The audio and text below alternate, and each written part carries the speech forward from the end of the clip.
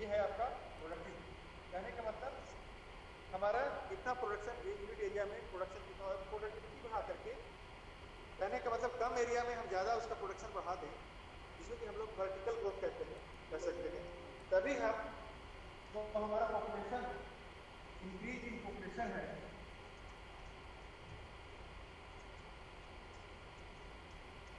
कोई बता सकता है कि 2030 तक हमारा पॉपुलेशन कितना हो जाएगा?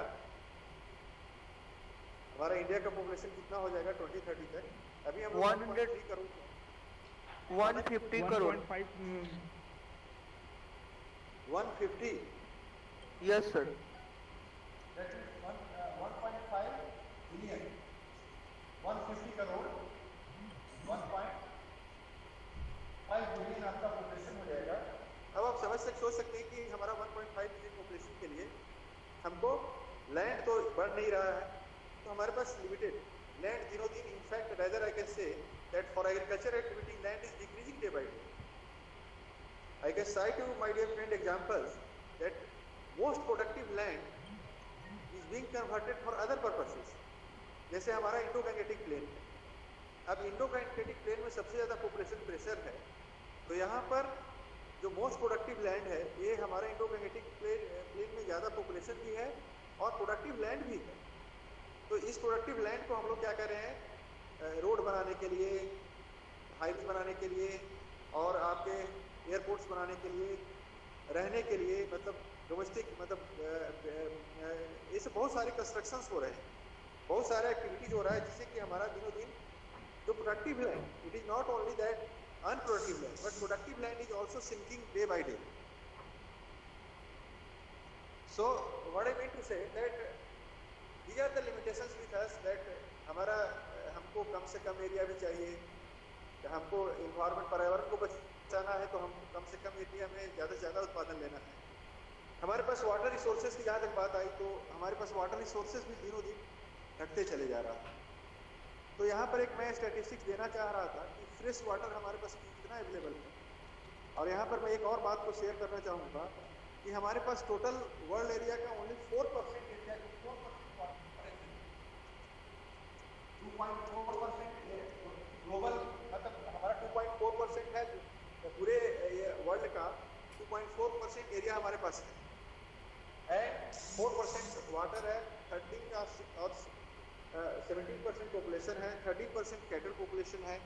तो इन सब बातों को ध्यान में रखते हुए आप देख सकते हैं कि हमारे लैंड पर बहुत ज़्यादा प्रेशर है, कैटल्स का संख्या ज़्यादा है, ह्यूमन पॉपुलेशन का बहुत ज़्यादा है, तो प्रेशर बहुत ज़्यादा है, हमारे पास रिसोर्सेज बहुत लिमिटेड है।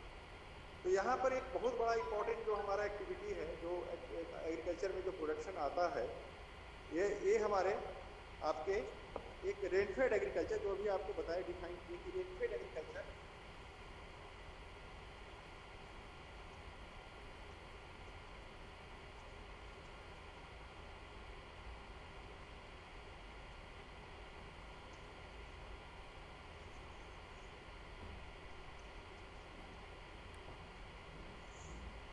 रेनफेड एग्रीकल्चर, तो यहाँ पर आप 2 लाइन लिख लीजिए, rainfed agro ecosystems, rainfed agro ecosystems occupy a significant place in Indian agriculture,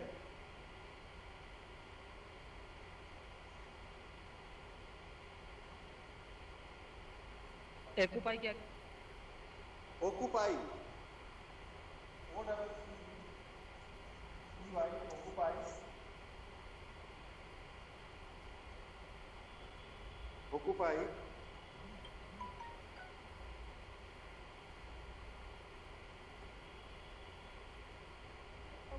के आगे a significant place in India, sorry, a significant place in Indian agriculture, a significant place in Indian agriculture, covering about 72 million hectare area, covering about 72 million hectare in arid,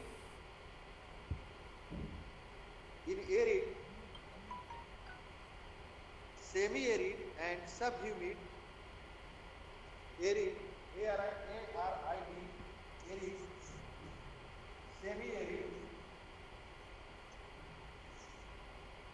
and सब humid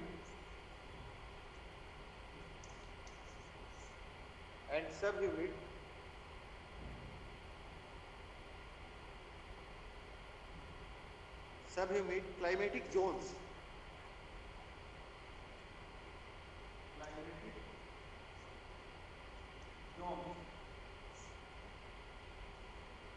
Arid, semi-arid and subhumid climatic zones.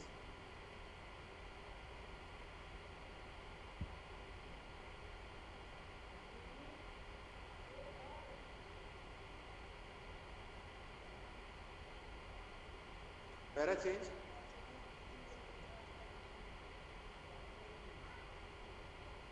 Most of India's coarse cereals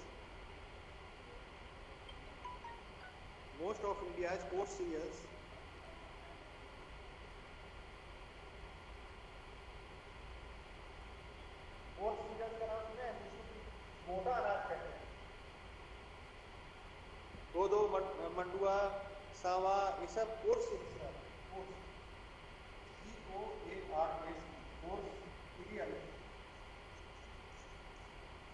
cereals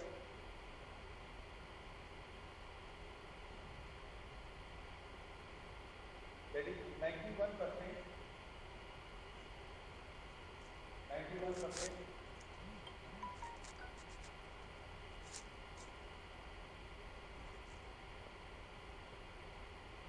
Pulses 91%. Sorry, pulses. Oilseeds 80%.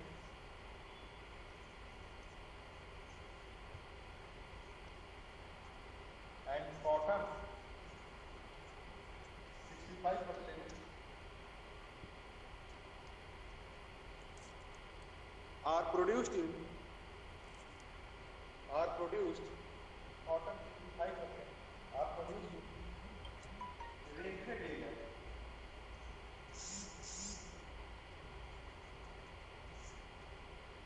यानी मतलब आपको एक यहाँ पर एक और जानकारी देना चाहते हैं। 141 मिलियन हेक्टेयर, इससे भी थोड़ा कम ही होगा। ये हमारा अरेबल लैंड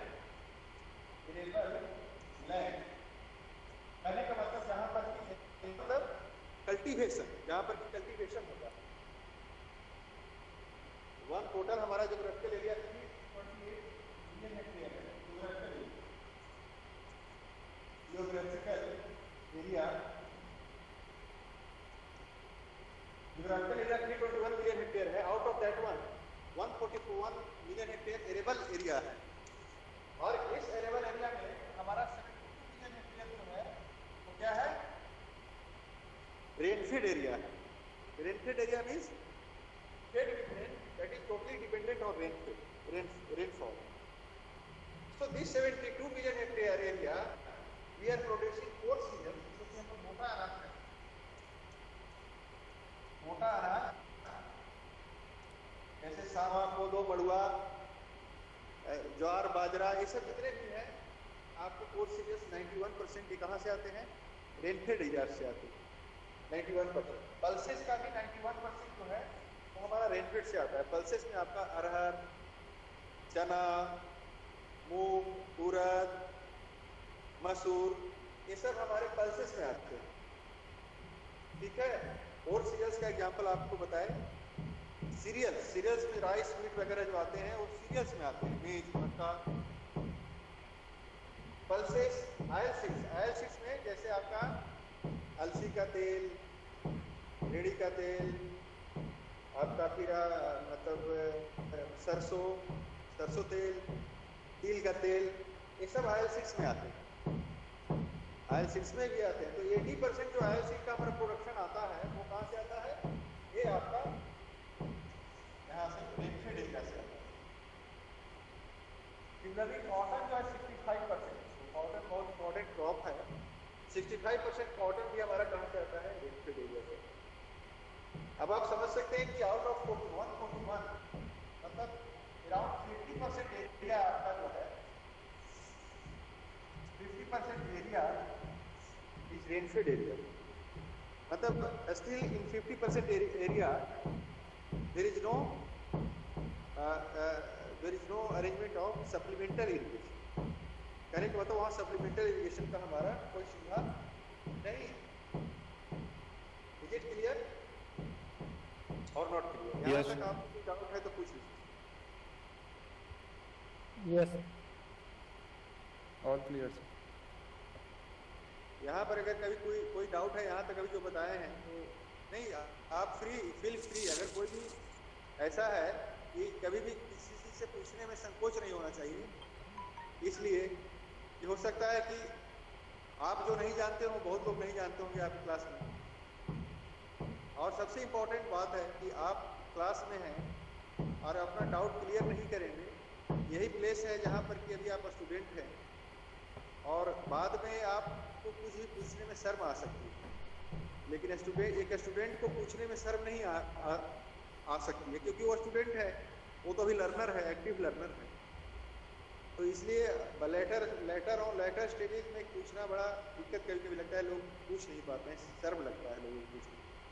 लेकिन अभी इस स्टेज में आपको पूछने में कोई झिझक नहीं होनी चाहिए, नहीं होता। तो आप लोग को कोई डाउट है तो ये रेनफेड एरिया जो है ये कौन कौन से स्टेट में आएगा सर? रेनफेड एरिया कौन कौन से स्टेट में आएगा? अभी बताएंगे, अभी बेटा डिटेल्स हम सब चीज बताएंगे आपको। अभी जो है अभी मैं बताने जा रहा हूँ वही आगे बढ़ गया। एक बार हिंदी में बता दीजिए। पार्डन आलोक कुमार जी, आप कुछ बोल रहे हैं? ये सर लैंड के और भी कई टाइप्स होंगे शायद, रेनफेड एरिया और किस टाइप्स के एरियाज मतलब पढ़ने को मिलेंगे? देखिए हमारा जो कोर्स में आपका जो दिया है रेनफेड एग्रीकल्चर और क्रॉप प्रोडक्शन रेनफेड एरिया है, तो पहले मैं उसको बता रहा हूँ कि रेनफेड एरियाज क्या है और उसमें क्रॉप प्रोडक्शन कैसे किया जाता है, क्या हमारा स्ट्रेटजी होता है, कैसे हम क्रॉप प्रोडक्शन करते हैं, क्या क्या चैलेंजेस हैं। ये बताना सर कि 141 MHA जो है एरिया है एग्रीकल्चर के लिए, जिसमें 72 MH एरिया रेनफेड एरिया है, तो बाकी जो एरियाज हैं वो कौन से एरियाज हैं, ये मैं पूछना चाह रहा हूँ। एरियाज बताएंगे कौन एरिया इसे फॉल करता है, ये सब एरिया बताएंगे डिटेल्स हम उसका ज्योग्राफिकल डिस्ट्रीब्यूशन। ओके सर जो नोट डाउन करो एक बार हिंदी में बता दीजिएगा उसको। क्या चीज? हिंदी में भी एक बार नोट डाउन करवा देते हैं। ऐसा है कि हम हिंदी, देखिए बेटा हम लोग यहाँ तो हिंदी में हम लोग आज तक पढ़ाया ही नहीं, तो आपको अब जैसे आप जो लिखवाए हैं अंग्रेजी में उसको आप हिंदी में ही आप अपने से समझ के लिखना होगा। या देखते हैं अगर हिंदी का कोई बुक होगा तो आपको मैं रेफर कर दूंगा। ठीक है। लेकिन चूंकि यहाँ बेटा हमारे यहाँ मीडियम ऑफ इंस्ट्रक्शन इंग्लिश है और हम लोग, हमारे लिए बड़ा कठिन काम है कि हम पूरा बैठ करके हिंदी में नोट्स बनाएं। इसलिए देखिए मैं हिंदी में ही बता रहा हूँ आप लोगों को, तो उसमें अगर कोई समझने में दिक्कत है तो पूछ लीजिए, आप उसको नोट्स और लिखना अपने से आपसे लिखना पड़ेगा, मैं इंग्लिश में ही दे पाऊंगा। आपको जो नोट्स वगैरह है वहाँ पढ़िए, नहीं समझ में आ रहा है उसका हिंदी करके आप समझने का प्रयास करिए, यही मेरा रिक्वेस्ट है। देखिए मैं भी हिंदी मीडियम से ही पढ़ के आया था यहाँ पर, इंटर करके मैं यहीं का आपको पहले भी क्लास में बताया कि मैं पूरा मेरा इंटर के बाद ग्रेजुएशन BSc MSc PhD सब मैं यहीं BHU से ही किया, और मैं बहुत सारे वाइस चांसलर सबको बहुत सारा चीज़ यहाँ देखा। आज मैं प्रोफेसर हूँ, तो इसलिए मैं भी हिंदी मीडियम से पढ़ करके इंटर में आया था। लेकिन ये था कि मैंने मेहनत किया और फिर सीखने का प्रयास किया और धीरे धीरे सीख गया। तो क्या करिएगा, दूसरे कंट्री का लैंग्वेज है, हमको इसी में पढ़ाई होता है, इसी में सब कुछ करना होता है, तो हम लोग के लिए यही सुविधा है। पेपर राइटिंग है, रिसर्च वर्क है, थीसिस राइटिंग है, सब चीज़ हमारा अंग्रेजी में यहाँ होता है। तो ये थोड़ा सा आपको हिंदी में ही अगर कुछ नहीं समझ में आए तो पूछ लिया कीजिए। ये तो सिंपल चीज़ आपको बताए हैं कि हमारा अभी कितना ये स्टेप करना, ऐसा कोई टेक्निक मैं नहीं बता रहा। तो ये यहाँ पर जो कुछ भी आपको, इसलिए मोटामोटी मैं बात कह रहा हूँ कि अगर आपको कोई चीज़ नहीं समझ में आए तो पूछ लीजिए, मैं हिंदी में फिर से एक्सप्लेन कर दूँगा। क्योंकि जैसा कि हमको बताया गया है कि कुछ बच्चे जो है हिंदी मीडियम के हैं या हिंदी में ज़्यादा प्रेफर करते हैं, तो इस लिहाज से मैं हिंदी में भी अच्छे से एक्सप्लेन करने का और करने का प्रयास कर रहा हूँ कि आपको मोटा मोटी इसमें जो आपको जानकारी मिल जाए कि रेनफेड एग्रीकल्चर क्या होता है, उसकी प्रैक्टिसेस क्या होता है। ठीक है, okay sir. Serial please clear. हाँ बोलिए। सर जो सीरियल्स है वो सर है ना 10% वो क्या कह रहे हैं अनुराग कश्यप, जी जी आपका आवाज़ साफ सर। नहीं आ रही है। अनुराग सर कश्यप जी एक्चुअली आपका जो आवाज। हमारे वीट है पैडी है हाँ हाँ हेलो हाँ बोलिए। सर वीट है पैडी तो कोर्स सीरियल्स में आते नहीं है, वो नॉर्मल सीरियल्स में आते हैं। हाँ हाँ तो उनका क्या परसेंटेज है रेनफेड एरिया में? उनका भी परसेंटेज है। मैं एक मोटा मोटी बता रहा हूँ कि इवन राइस भी बहुत सारे रेनफेड एरिया से आते हैं। राइस का भी है, हीट का भी। अगर मैं उसका कहेंगे तो उसको भी मैं देख के बता दूंगा, समझ रहे हैं? उसका भी स्टैटिस्टिक्स हमारे पास है, वो कहेंगे तो उसका भी मैं दे दूंगा। एक्चुअली क्या है कि हमारे पास लिमिटेड टाइम है और लिमिटेड टाइम में हमको बहुत सारी चीज बताना होता है। जैसे देखिए व्हीट में मोस्टली इरिगेटेड एरिया में ग्रो होता है, लेकिन कुछ पार्ट में रेनफेड व्हीट भी ग्रो किया जाता है। और बहुत सारे जो अपलैंड सॉइल्स हैं, जैसे आपका नॉर्थ ईस्ट का रीजन है, जैसे दिल्ली रीजन, वो क्या है रेनफेड एरियाज में आते हैं, तो वहाँ पर अपलैंड राइस लिया जाता है। कहने का मतलब अपलैंड मतलब उच्च भूमि वाले जगहों पर धान की खेती होती है। वहाँ पर पानी का स्टोरेज का कोई सुविधा नहीं रहता है। जो भी धान की, और धान चूंकि देखिए हिल्स में बारिश बहुत ज़्यादा होता है नॉर्थ ईस्ट वगैरह में, तो वहाँ पर राइस बड़े अच्छे से ले लेते हैं, धान की खेती वहाँ कर लेते हैं, तो उसको हम लोग अपलैंड राइस कहते हैं, यानी ऊंची भूमि में धान लगाया जाता है। तो वो भी रेनफेड एरिया में बेटा आता है, समझ रहे हैं? तो रेनफेड एक बड़ा ब्रॉडर टॉपिक है। हम जो आपको बताया कि पूरे इंडिया एक तरह से कहा जाए तो रेनफेड एरिया है, लेकिन हम लोगों ने अपने थोड़ा सुविधा के लिए कैरेक्टराइज किया है इरिगेटेड एग्रीकल्चर, जहाँ की हम लोग सप्लीमेंटरी इरिगेशन मतलब एक्स्ट्रा इरिगेशन दे सकते हैं as per the need of crop के जो फसल के जरूरत के हिसाब से हम एक्स्ट्रा इरिगेशन दे सकते हैं, तो उसको हम लोग इरिगेटेड एग्रीकल्चर में लाते हैं। और जहाँ की हमको टोटली रेनफॉल पर डिपेंडेंट है क्रॉप प्रोडक्शन, तो वहाँ हमको उसको हम लोग कहते हैं rainfed agriculture. Fed with rain, आपको बताया शुरू में ही, फेड मतलब फीडिंग, जैसे हम लोग फीडिंग मतलब खिलाना कहते हैं, फीडिंग माने खिलाना। फेड विथ रेन मतलब रेन वर्षा से पर आधारित। क्योंकि आपको एक चीज यहाँ पर बता दें कि एक चीज और मैं शेयर थोड़ा सा अच्छे से करना चाहूँगा, थोड़ा सा आपको अच्छे समझ में आ जाएगा।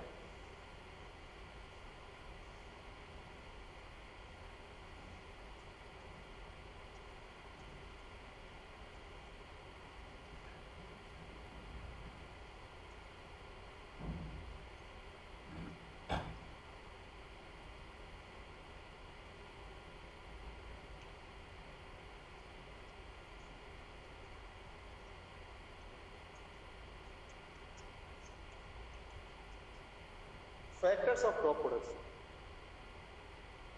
मैं यहाँ पर इसलिए शेयर करना चाहूँगा क्योंकि आपको जानकारी होना चाहिए कि क्रॉप प्रोडक्शन के कौन कौन से फैक्टर हैं, ठीक है? तो हमको उसको 3 कैटेगरी में कैटेगराइज करते हैं। वन इज टाइमिंग फैक्टर,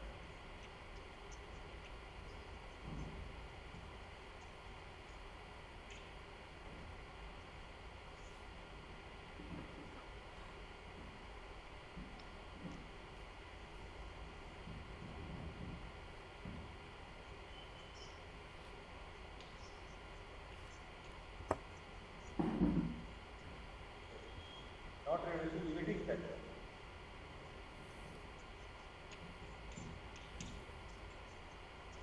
इसको नोट भी करते जाइएगा क्योंकि आपके अंडरस्टैंडिंग के लिए। एंड रिड्यूसिंग फैक्टर,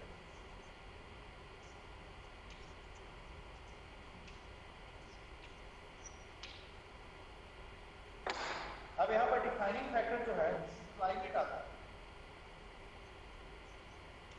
सनसाइन आता है, सनसाइन आता है, क्रॉप कैरेक्टरिस्टिक्स आता है, क्रॉप कैरेक्टरिस्टिक्स। कहने का मतलब क्लाइमेट, कार्बन डाइऑक्साइड कॉन्सेंट्रेशन, ये सब डिफाइनिंग फैक्टर आता है, टेम्परेचर, ये सब डिफाइनिंग फैक्टर है। लिमिटिंग फैक्टर में आपका वाटर एंड न्यूट्रिएंट आता है,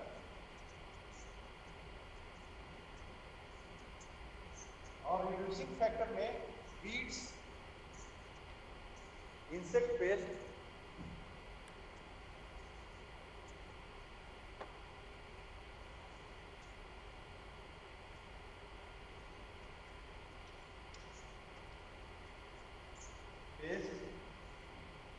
एंड डिजीज।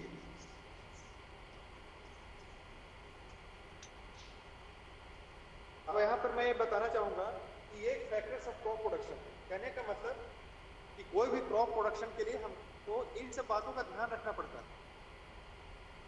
इन सब बातों का पहला है आपका क्लाइमेट एंड टेम्परेचर। जैसे देखिए एक एग्जांपल मैं बताना चाहूंगा कि गेहूं जो है कम टेम्परेचर, लो टेम्परेचर, जाड़े में ही होता है, गर्मी में गेहूं नहीं होता है, या बारिश के मौसम में गेहूं नहीं होता है। क्यों? क्योंकि वीट को लो टेम्परेचर चाहिए, रिलेटिवली की मैं बात कर रहा हूँ, लो मतलब रिलेटिवली लो टेम्परेचर। धान और इसके मक्का के रिलेटिवली लो टेम्परेचर चाहिए होता है। और फिर कार्बन, तो उसी तरह से कुछ जो होते हैं डे न्यूट्रल होते हैं कि कोई भी टेम्परेचर में, और टेम्परेचर इनसेंसिटिव होते हैं। तो कोई भी टेम्परेचर, जैसे मक्का ही है तो वो खरीफ में भी होता है, रबी में भी होता है और जायद सीजन में होता है। खरीफ रबी जायद तो आप लोग जानते होंगे 3 season. Yes sir. Kharif rabi zaid तो 3 सीजन जानते हो ना। खरीफ सीजन जो है खरीफ ग्रीष्मकाल सर, रबी और अक्टूबर से लेकर जो, हाँ, रेनी सीजन में जो होता है, जिसे आपका ओके, और जायद सीजन जो गर्मी के फसल में उसको जायद जायद, मतलब ये हम लोग ने अपने सुविधा अनुसार क्लासिफाई किया हुआ है। अब लिमिटिंग फैक्टर्स आता है, कहने का मतलब हमको वाटर एंड न्यूट्रिएंट, हमको कोई भी क्रॉप के प्रोडक्शन को लिमिट करना है। अगर ये नहीं, वाटर अगर न्यूट्रिएंट नहीं रहेगा तो कोई भी प्रोडक्शन आप नहीं ले पाएंगे। लास्ट क्लास में एक पूछ रहे थे बच्चे की, क्या हम वाटर अवेलेबल कर देंगे तो क्या हमारा प्रोडक्शन बढ़ जाएगा, हम ये हो जाएंगे। तो बहुत सारा इशू है जिससे कि हमारा फार्मर का इनकम बढ़ जाएगा।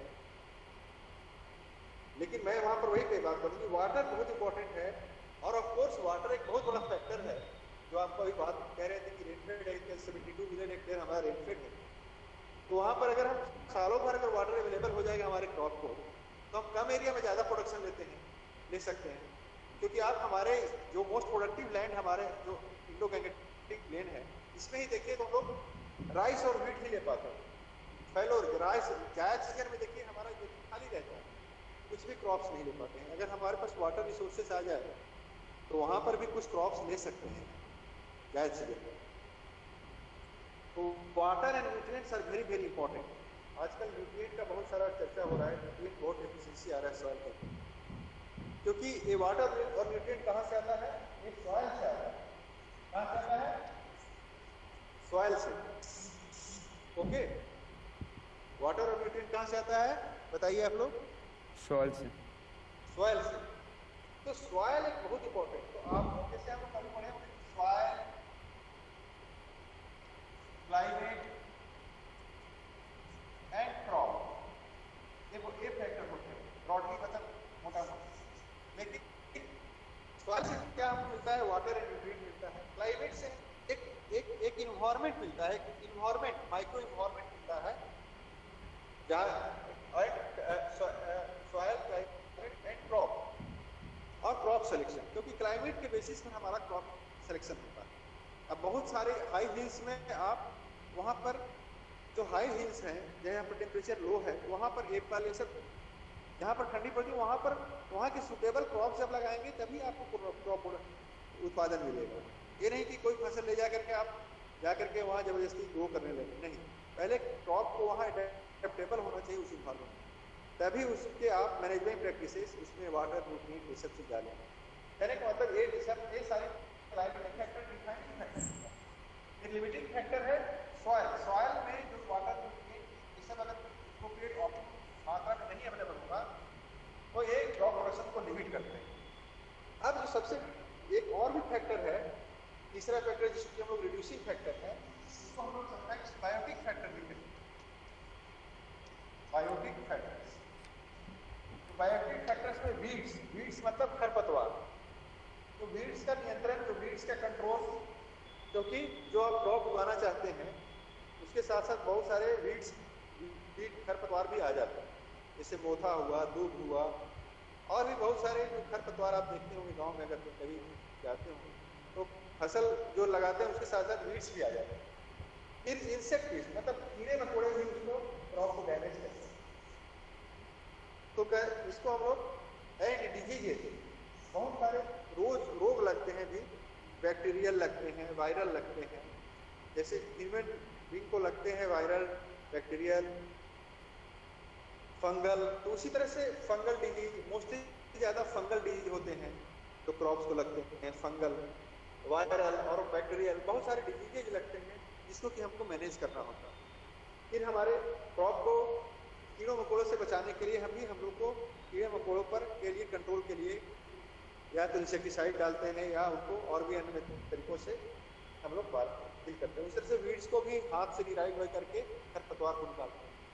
तो ये मोटा मोटी कहने का मतलब है कि जो क्रॉप प्रोडक्शन के ये सब सारे एस्पेक्ट्स हैं जो कि हमको करने होते हैं, तभी हम एक अच्छा फसल, एक क्रॉप प्रोडक्शन मैक्सिमली ले सकते हैं।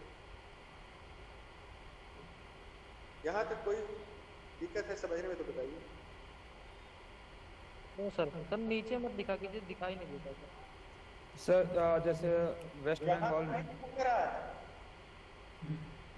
सर वो नीचे वाली लाइन हाँ, रिड्यूसिंग फैक्ट के नीचे जो लिखा है वीड्स एंड इंसेक्ट्स, ये दिखाई नहीं दे रहा है। वीड्स लिख लीजिए, weeds, insect pest and disease, ठीक है, कोई बात नहीं, हम ध्यान देंगे। तो weeds, insect pest and disease ये रिड्यूसिंग फैक्टर्स में आते हैं, तो इसको नोट डाउन कर लीजिए। कहने का मतलब ये चीज है कि क्रॉप प्रोडक्शन। अब यहाँ पर मैं बात करना चाहूंगा कि जैसे आप कोई भी लोकेलिटी है, आप इंडिया, आप एक कंट्री, बहुत बड़ा कंट्री है, तो आप जोग्राफिकली इस कंट्री को बहुत सारे डिफरेंट जोग्राफिकल लोकेशंस में डिवाइड करते हुए किए हुए हैं कि नहीं किए हुए। जैसे जोग्राफिकली अलग अलग सिचुएशंस है, अलग अलग तरह का क्लाइमेट है, जैसे पहाड़ों में अलग तरह का क्लाइमेट है, मैदानी, जैसे आप नॉर्थ इंडिया का ही देख लीजिए तो यहाँ पर क्लाइमेटिक कंडीशन अलग है, साउथ इंडिया का क्लाइमेटिक कंडीशन अलग है, क्योंकि टेम्परेचर के बेसिस पर एक मोटा मोटी क्लाइमेट का डिवीजन आप जानते होंगे, ट्रॉपिकल क्लाइमेट, सब ट्रॉपिकल क्लाइमेट, टेम्परेट क्लाइमेट, पढ़े कि नहीं पढ़े? हाँ जी सर, पढ़े हुए। नो सर, ट्रॉफी बैकग्राउंड वाले पढ़। सुशील कुमार गुप्ता, आप ट्रॉपिकल सब ट्रॉपिकल क्लाइमेट नहीं पढ़े हैं? No sir.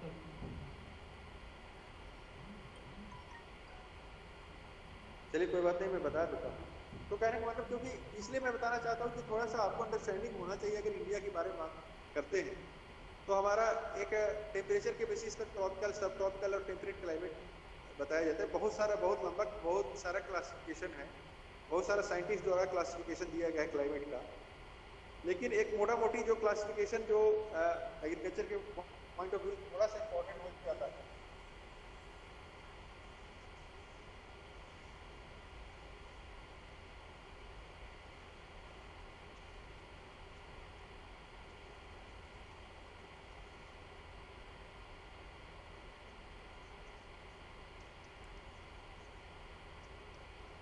ट्रॉपिकल,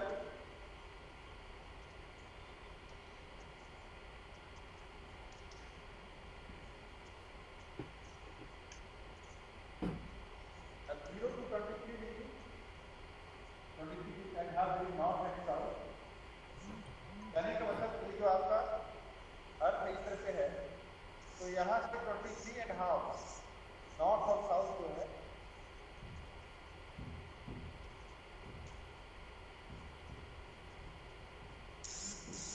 एक है ट्रॉपिकल सॉइल, ट्रॉपिकल, इसके ऊपर जो है 66.5, ये रीजन जो है सब ट्रॉपिकल है,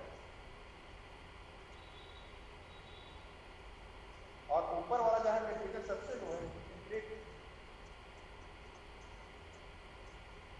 मतलब 66.5 डिग्री 90 डिग्री।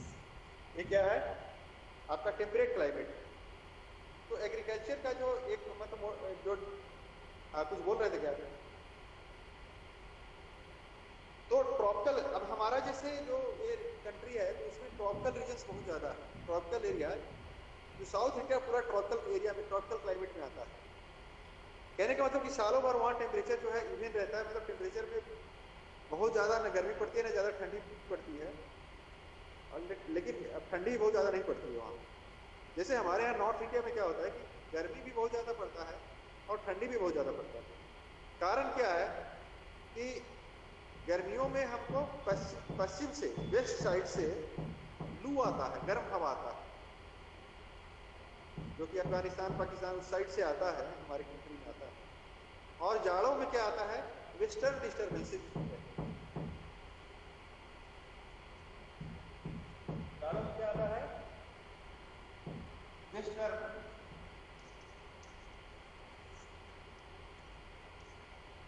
डिस्टर्बेंस।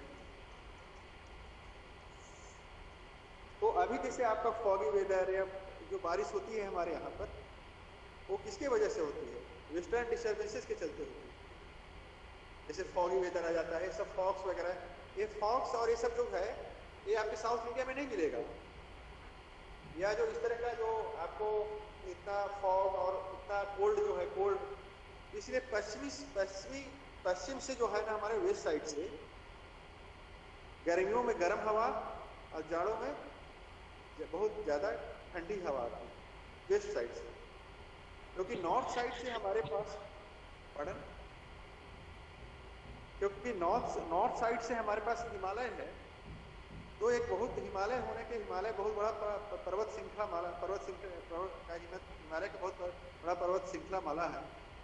तो उसके वजह से नॉर्थ साइड से जो हमारे पास, हमारे यहाँ जो ठंडी हवाएं आती है वो प्रोटेक्टेड हो जाती है, एक वॉल का काम कर जाता है। जैसे चाइना वगैरह उस साइड से जो आती है ठंडी हवा, तो हमारा पर वहाँ पर प्रोटेक्शन उससे मिल जाता है। बट वेस्ट साइड से हमारा चूँकि एक्सपोज है, मतलब उधर से कुछ नहीं, तो वेस्ट साइड से बहुत ही अफगानिस्तान और इस तरह से और आपके पाकिस्तान उस तरह से, मतलब डेजर्ट से बहुत सारे गर्म हवा और ठंडी हवा दोनों।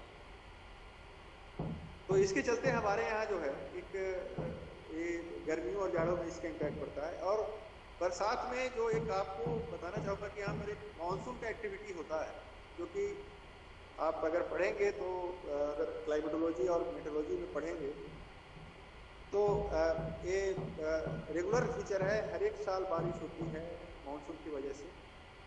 और जो मोस्ट बारिश जो हम लोग के जो रेनफेड एग्रीकल्चर की मैं बात कर रहा था, वो जो बारिश होती है वो साउथ वेस्ट मानसून के चलते होती है। 86%, 86 to 85-86% जो भी बारिश हमारे यहाँ होता है, क्योंकि पूरे जो इंडियन सब कॉन्टिनेंट में होता है, ट्रॉपिकल रीजन में होता है, ट्रॉपिकल सब ट्रॉपिकल रीजन में। तो ये क्यों होता है, क्योंकि जो अरब सागर से जो मॉइस्चर लेडन हवा हिमालय से टकराती है, तो ये इसको हम लोग ओरोग्राफिकल रेनफॉल कहते हैं, मतलब पर्वत जनित वर्षा। तो ओरोग्राफिकल रेनफॉल के चलते हमारे साउथ वेस्ट मानसून के चलते पूरे इंडिया भारतवर्ष में रेनी सीजन होता है। और उस रेनी सीजन जो हमारे यहाँ जो रेनी सीजन होता है, इसका बहुत बड़ा इम्पैक्ट हमारे इंडियन एग्रीकल्चर। आप लोग पहले एक पढ़ा करें, अगर आप लोग तो अभी यंग हैं इसलिए नहीं पढ़े होंगे, हम लोग जब पढ़ते थे तब एक कहा जाता था कि भारतीय कृषि मानसून के साथ जुआ है। कहने का मतलब अगर मानसून अच्छा हुआ तो एग्रीकल्चर प्रोडक्शन अच्छा होता है, अगर मानसून अच्छा नहीं हुआ तो एग्रीकल्चर प्रोडक्शन नहीं हुआ। ये एक पहले बात था। आज की तारीख में थोड़ा सा ये बात अब उतना नहीं होता है। कहने का मतलब हमारे यहाँ इरिगेशन रिसोर्सेज और मैनेजमेंट प्रैक्टिसेस इतने डेवलप हो गए या बारिश कभी कभी थोड़ा डिफिशिएंट भी हो जाती है, तो उतना फ्लक्चुएशन, उतना डाउनफॉल क्रॉप प्रोडक्शन फसल उत्पादन में नहीं होता, क्योंकि अब हमारे पास थोड़ा सा सुविधाएं बढ़ गई हैं। तो ये पहले हुआ करता था कि मानसून, बट स्टिल क्योंकि आप कैनाल इरिगेशन की बात करते हैं या ट्यूबवेल इरिगेशन की बात करते हैं, ठीक है, तो ट्यूबवेल इरिगेशन भी आप तभी कर पाएंगे जब ग्राउंड वाटर रिचार्ज होगा। अब ग्राउंड वाटर रिचार्ज कहाँ से होगा? जब आपके पास रिजर्वायर्स, आपके पास जो भी रेनफॉल वाटर है, रेनफॉल हो रहा है, उसको कहीं स्टोर करेंगे, तभी आपका जो है ग्राउंड वाटर जो है रिचार्ज होगा।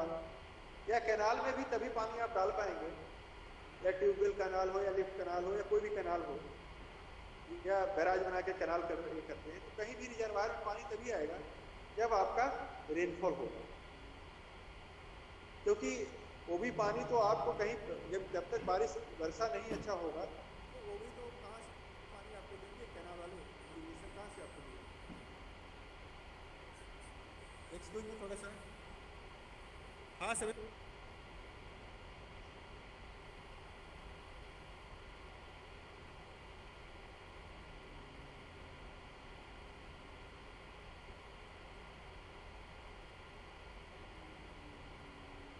चले गए।